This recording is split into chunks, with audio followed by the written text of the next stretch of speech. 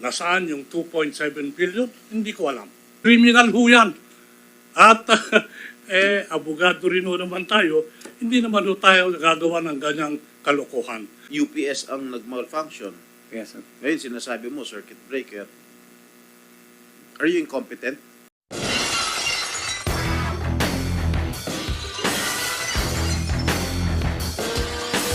Invited Secretary Tugade here is, I think you've been receiving unfair reports.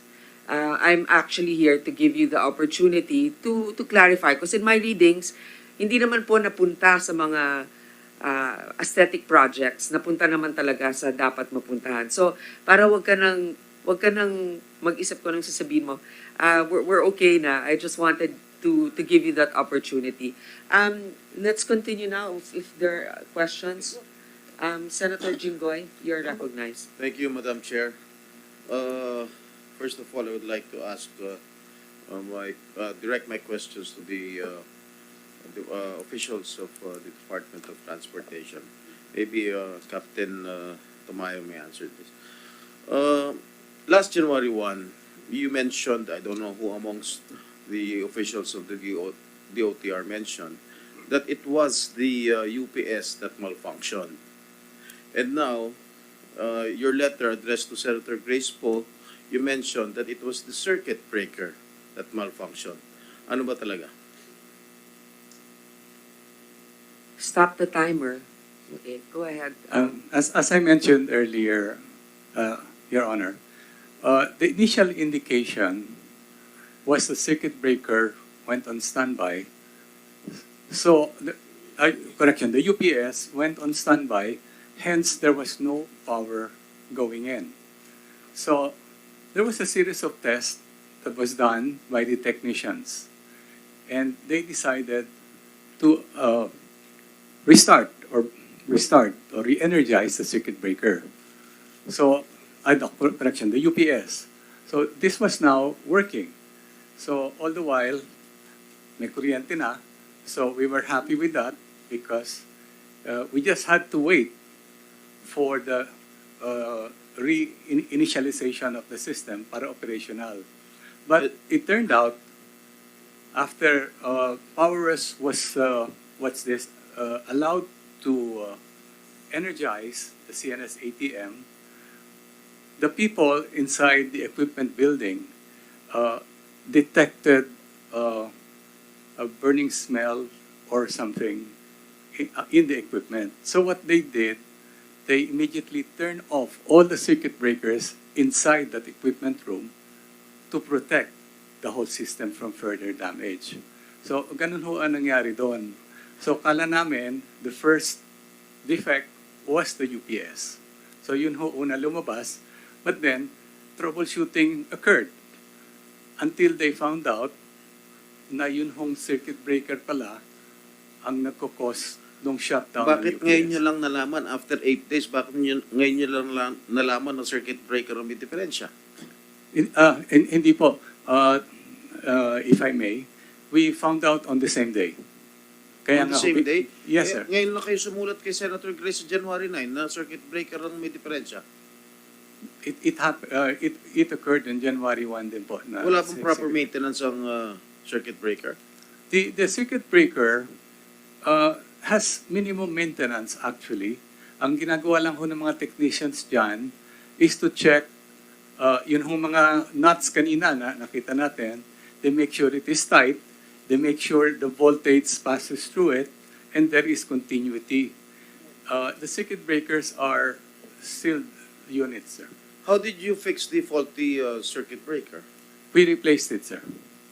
Did you make any upgrade? No, sir. Exactly You just the same. fixed it? Exactly the same. Is there a backup system? This circuit breaker, sir, marami eh. As I illustrated earlier, bago pumasok po doon, 3 pa ang circuit breakers, and then each of the equipment has its own circuit breaker itself. Aside from that, there are 2 panels for redundancy. You mentioned on the same day that it was the circuit breaker that malfunctioned. That's correct, sir. Why did you report to our chairperson only now that it was the circuit breaker that malfunctioned? I would like to apologize, sir, for the late submission to the chairperson. Kasi pagkakalam namin, UPS ang nag-malfunction. Yes, sir. Ngayon, sinasabi mo, circuit breaker. Are you incompetent? I apologize, sir. Okay, when was the system purchased? As I mentioned earlier, the project started in 2010, and finally it was inaugurated in 2018. 18. How much? This About was? rough ballpark figures are 10 billion pesos. Who evaluated the system? Were experts hired for this purpose? That's correct, sir. A feasibility study was done. Who recommended the procurement to procure the system? That was in early 2010, sir. I think that was DOTC at that time.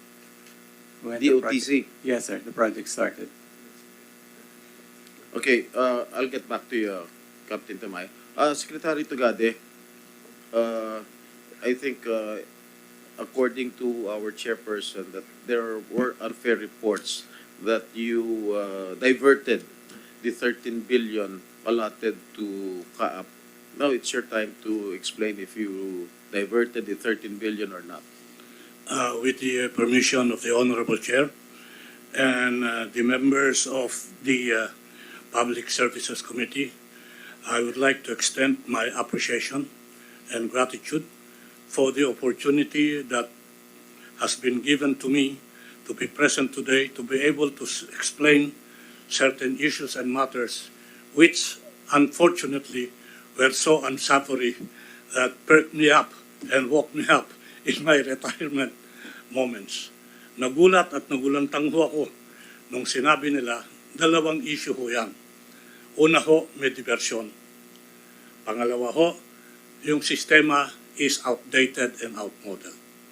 Marami nagsasabi, hindi ko sinabi yan. Nakikita ko lang ho yun sa Facebook, sa social media, sa mga dyaryo. Kung totoo o hindi yon, hindi ko alam. Ngayon ho, nandito ako upang ipaliwanag ang mga bagay-bagay, upang magbigay kaliwanagan sa mga nakikita natin sa Facebook, social media at pahayagan. Una ho, sa diversion of funds. Ang sabi po nila, may diversion of 13 billion. Una ho, nag-isip ako, saan nanggaling yung figure na 13 billion? Pagkakalam ko, kung proyekto at proyekto lang ang pag-uusapan, ang amount involved is around 10.3 billion.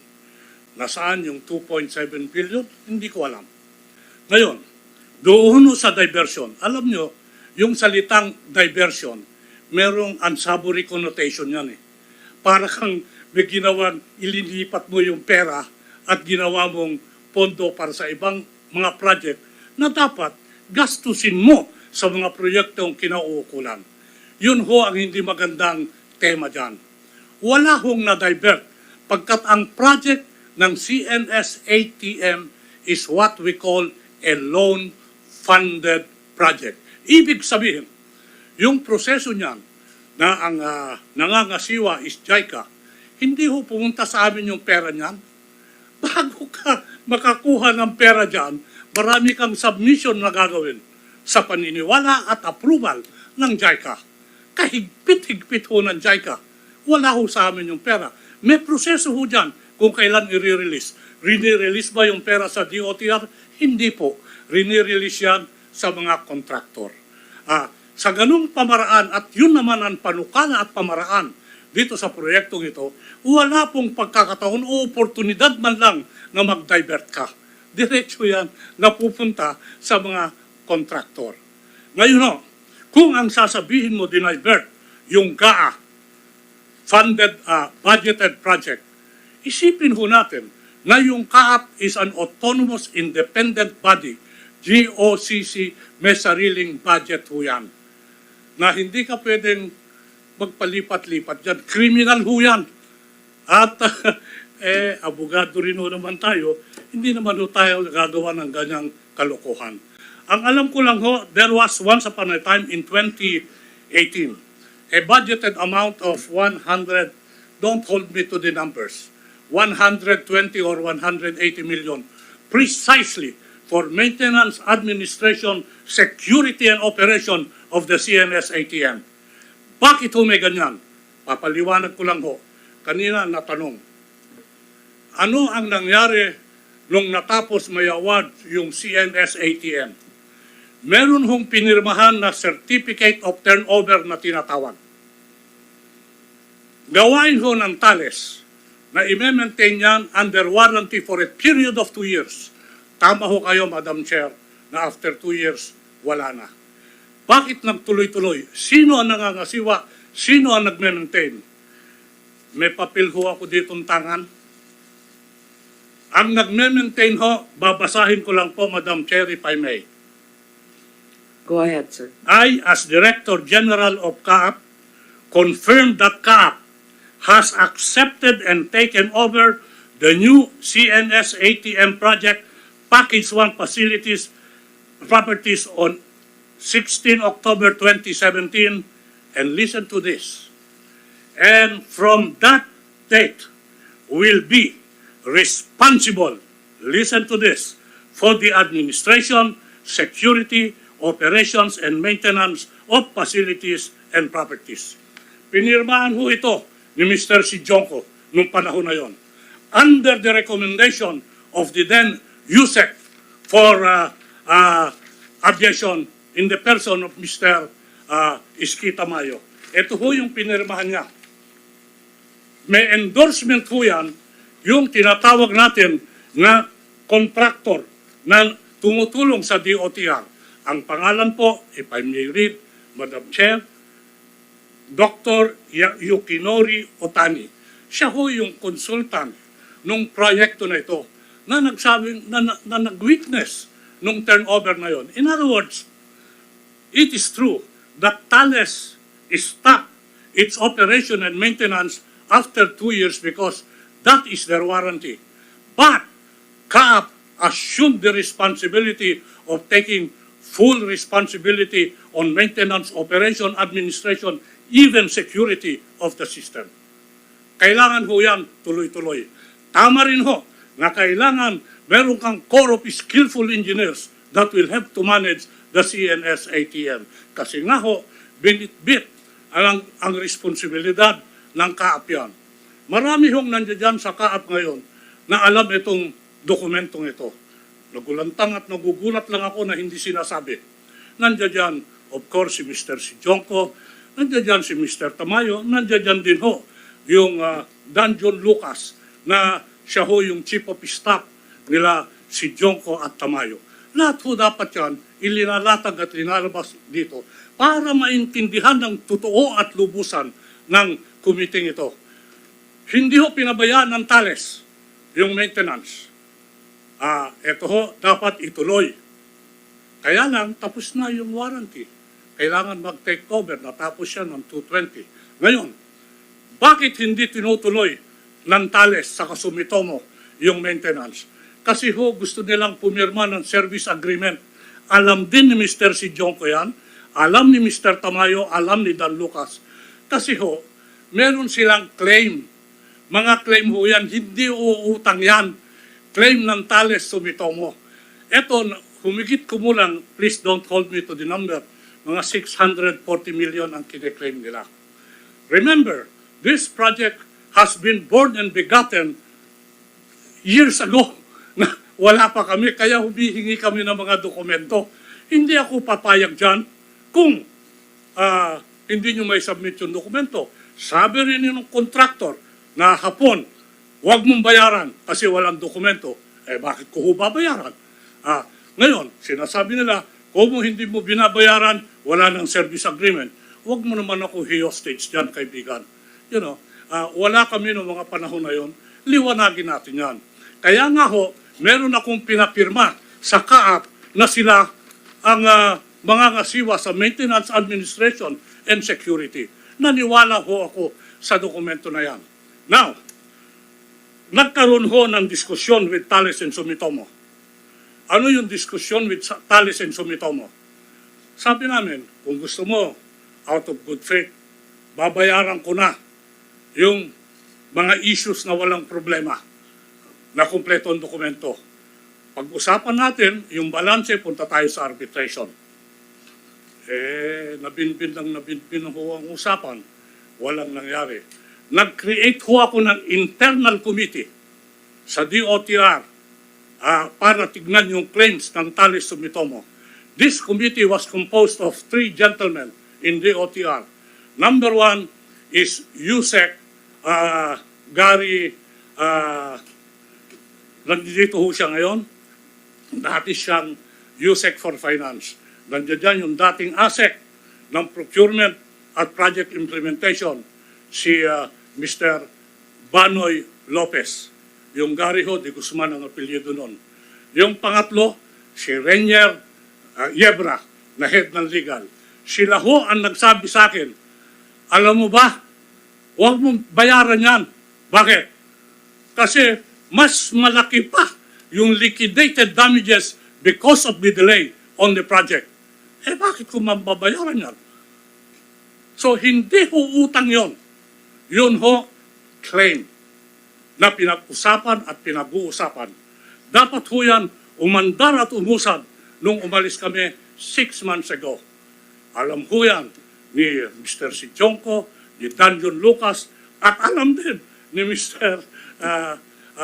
Tamayo yan. Ito ho yung papel. Secretary Tugade, so ang sinasabi ninyo, dahil na-delay yung implementation ng proyekto, nagkaroon tayo ng binabayaran na parang penalty. Meron dapat silang bayaran ng penalty ho. Ang tawag ko dyan, liquidated damages na babayaran ng kwan. Because of the delay that we caused. Hindi ho. Because of certain delays also sa Thales, saka sa Sumitomo. Okay. Kaya nga sabi ko, yung amount na wala tayong issue, bayaran na namin kayo. Ire-recommenda ko sa JICA, bayaran kayo. And sabi ko naman ng iba, huwag mong bayaran. Kailangan bayaran mo yung buo. Sabi nung committee ko, yung 3 abogado, mas malaki pa yung claim namin dyan sa liquidated damages. Bakit ako magbabayad? Maliwanag kung plunder yan. Hindi ko gagawin yun. Okay. Thank you. Sorry, Senator Jinggoy. Yung sinasabi ninyong pinirmahan na turnover to CAAP, sino yung pumirma nun? Hindi yun sa administrasyon pa ninyo? Hindi ho. Administration ko yan. Pinapirma ko sila kasi ite-turn over na. Sabi ko kay Mr. Sijonko, pumirma kayo dyan na kaya yung administration and maintenance nung CNS-ATM. Pumirma ho sila. Bakit sila pumirma? Inirekomenda ho ni Mr. Tamayo. Ito ho yung pirma niya. Okay. All right, now that's clear. Thank you, Senator Madam Jinggoy. Chairwoman, Thank you. can I have a, sorry? With With the permission of Senator Jinggoy. Jinggoy. Yes, please furnish the committee a copy. We appreciate it. Senator Villar. I'd just like to say something because point of information, because I've also had experience with foreign loans.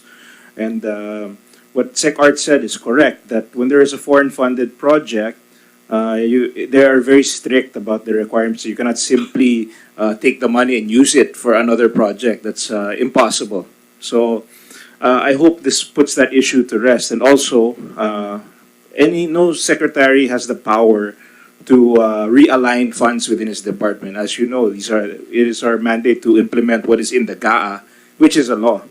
So this idea that Secretary Tugade would divert funds from one project to another is simply impossible. And from my experience serving in the executive, I just like to support that fact. Thank you.